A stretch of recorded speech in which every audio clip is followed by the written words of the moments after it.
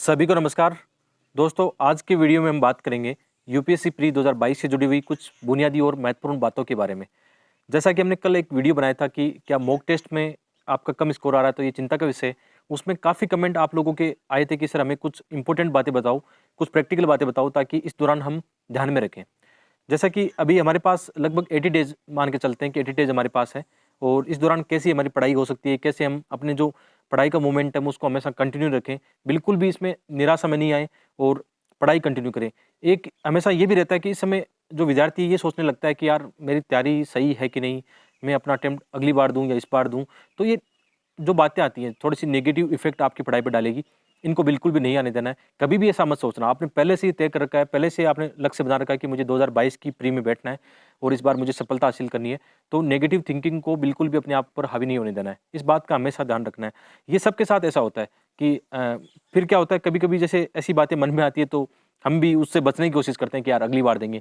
हम यहाँ पे हताश हो जाते हैं और टारगेट चेंज कर लेते हैं और ये कॉमन कमेंट मैंने बहुत ज़्यादा देखे हैं। आपने कई वीडियो में एक कमेंट देखा है कि सर क्या हम अगले साल अटेम्प्ट लें, इस बार हमारी तैयारी नहीं है, इस बार ये तैयार नहीं है, वो तैयार नहीं है। तो ऐसा मत सोचो यार, उससे फ़र्क नहीं पड़ेगा। आप यदि गैप लेके भी अगले साल दोबारा बैठोगे तो वही सिचुएशन फिर आ जाएगी आपकी। उससे फालतू में आपका टाइम खराब होना है। इससे अच्छा है कि जो आपकी तैयारी चल रही है और एक बात मैं अपने अनुभव से कह सकता हूँ, इसमें ऐसा बिल्कुल भी नहीं है कि आप तैयारी नहीं कर सकते हो इस समय या जैसे आपने पहले भी कुछ तो पढ़ा होगा, जैसे आपने टारगेट लिया होगा 2022 का, तो कुछ तो आपने तैयार किया होगा।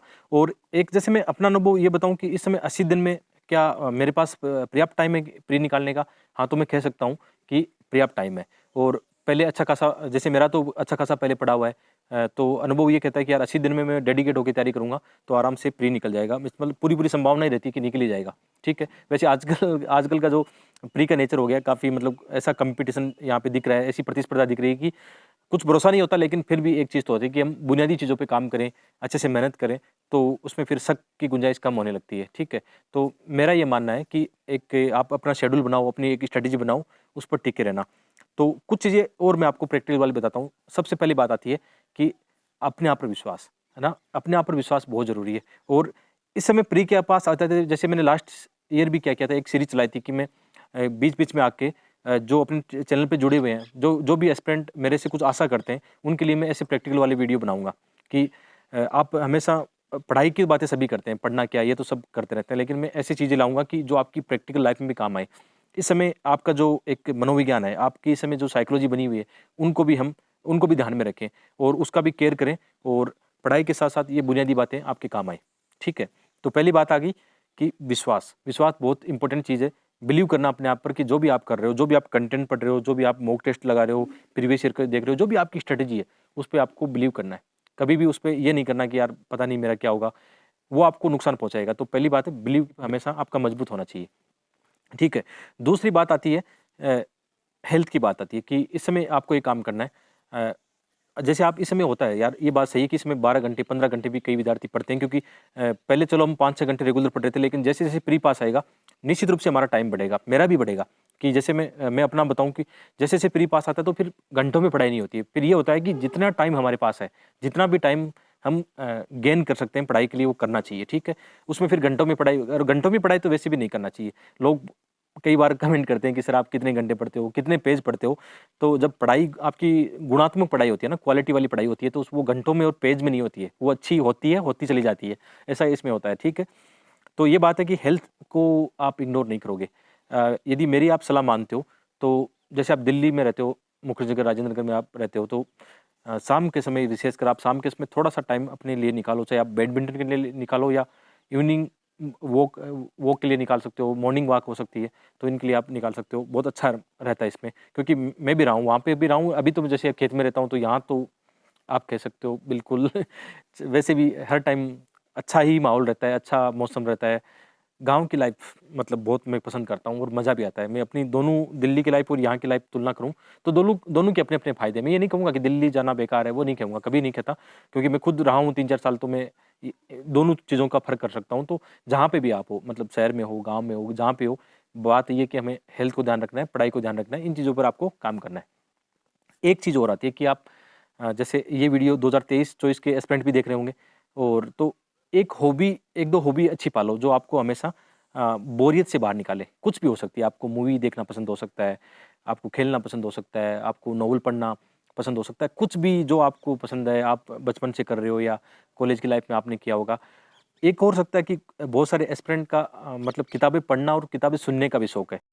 यदि आप किताबें सुनने का शौक रखते हो, तो आप कुकू एफएम पर जाकर Brain Rules book summary and the 5 AM club book summary सुन सकते हो, जो आपको सेल्फ हेल्प में मदद करेगी।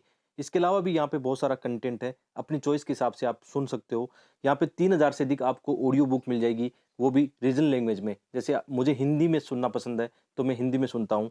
इसके अलावा सबसे अच्छी बात है कि Kuku FM made in India app है, जिसको 4.5 स्टार रेटिंग मिली हुई है। और वैसे तो इनका साल भर का प्राइस 399 रुपये होता है, लेकिन आपके लिए एक सुनहरा मौका है। अभी एक होली स्पेशल ऑफर चल रहा है, जिसमें आपकी प्राइस हो जाएगी 199 रुपये 1 साल की।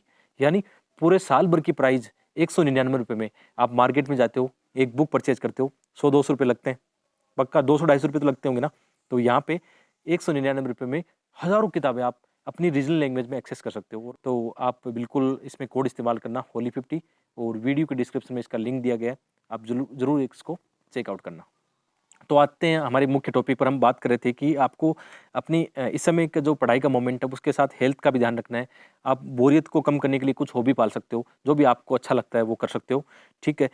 इसके अलावा क्या इम्पोर्टेंट है, ये बात भी बहुत इंपॉर्टेंट होती है। जैसे आप ना एक अपनी स्ट्रेटेजी अभी से बना के चलो, कि जैसे आप जो भी मॉक टेस्ट लगा रहे हो ना, उसमें ये स्ट्रेटेजी लेके चलो कि आपको अटेम्प्ट कितने क्वेश्चन अटेम्प्ट लेने हैं, आपको 90 लेने हैं, 95 लेने हैं, 80 लेने हैं, ये आपको कोई नहीं बताएगा। कुछ टॉपर 100 बताते हैं कि पूरे में से पूरे लेने हैं, कुछ आपको 80 बताएँगे। जैसे मैं अक्सर बताता हूँ 85, 90, मैं हमेशा ये लेता हूँ, तो मैं वही बताऊँगा, ठीक है, क्योंकि मेरा प्री से निकल रहा है। तो ये स्ट्रेटेजी आपकी होनी चाहिए कि आप जैसे भी मॉक टेस्ट लगाते हो, आपको एक पता होना चाहिए, एक आइडिया होना चाहिए कि मेरा यार ये रहता है कि मैं 80 लेता हूँ तो इतने सही होते हैं, 90 लेता हूँ तो इतने सही गलत होते हैं, फिर मेरा ये एक एवरेज स्कोर जाता है। तो ये भी आप इसी समय से कैलकुलेशन करना शुरू कर देना। इसका बहुत फ़ायदा मिलेगा आपको रियल एग्ज़ाम में, क्योंकि आप जब यहाँ से 50-60 या जो भी जितने भी आप टेस्ट दे सकते हो मॉक टेस्ट, ये नहीं कि कितने देने हैं। इसमें भी ये कभी सवाल नहीं होता कि आप 50 मॉक दो या 100 दो, 10 दो, 20 दो। इसमें कोई आपको कभी भी गुणा-गणित नहीं करना है। आपके पास टाइम है, रिसोर्सेज़ है, उसके हिसाब से आप अपना डिसीजन ले सकते हो। लेकिन ये स्ट्रेटेजी ज़रूर रखना कि कितने क्वेश्चन आप अटेम्प्ट ले रहे हो, उसका लगातार ये देखते रहना। और इसमें मैंने पहले भी बताया था कि मॉक टेस्ट को यार ईमानदारी से देना। चाहे उसमें एक मॉक टेस्ट को देने में आपके 4-5 घंटे चले जाएँ, 2 घंटे टेस्ट देने में, 2-3 घंटे में उसका एनालिसिस करने में, जाता है तो जाने दो, नहीं तो फ़ायदा क्या होगा? बहुत सारे विद्यार्थी आप में से ऐसे होंगे, मॉक टेस्ट दिया, फेंक दिया, पता ही नहीं क्या लिखा, क्या अपना स्कोर देख लिया, फिर डिमोरल हो जाते हैं। ऐसा नहीं करना है। आपको पूरा उसका 2 घंटे देने के बाद में 3 घंटे उसी समय बैठ के, ऐसा नहीं करना कल करोगे आप परसों करोगे, ऐसा नहीं करना। नहीं तो फिर वो मोमेंटम गायब हो जाएगा कि आपकी क्या साइकोलॉजी थी एक मॉक टेस्ट देने की और बाद में आप क्या कर रहे हो। तो ये भी ध्यान रखना है। मॉक टेस्ट का भी अच्छे से आप यूटिलाइज़ करना है। और लास्ट में फिर बात आती है, ये रण क्षेत्र आपका है और युद्ध आपको लड़ना है। मैं केवल आपको थोड़ा-सा गाइड कर सकता हूँ। वैसे आप ऐसा कह सकते हो कि इस युद्ध में मैं भी आपका एक प्रतिस्पर्धी हूँ। तो प्रतिस्पर्धी में आप जानते हो, फिर आपको मतलब एक तरह से आगे बढ़ने के लिए बहुत अच्छा कॉम्पिटिटर बनना पड़ेगा, ठीक है? मेरे जैसे बहुत सारे जो ओल्ड एस्पिरेंट कह सकते हो, काफ़ी अनुभवी है, तो उनका आपके साथ मुकाबला है। तो मुकाबले में वही आगे जाएगा जो, पहली शर्त तो ये है कि जो बहुत ज़्यादा मेहनत करता है, स्मार्ट मेहनत करता है और लगातार सतत मेहनत करता है और अपने समय का सदुपयोग करता है। तो ये बातें होगी बुनियादी और प्रैक्टिकल वाली बातें। आप कमेंट करके बताओगे तो मैं उस तरह से और वीडियो बना दूँगा। तो मिलते हैं एक और वीडियो में। आप सबको बहुत-बहुत धन्यवाद।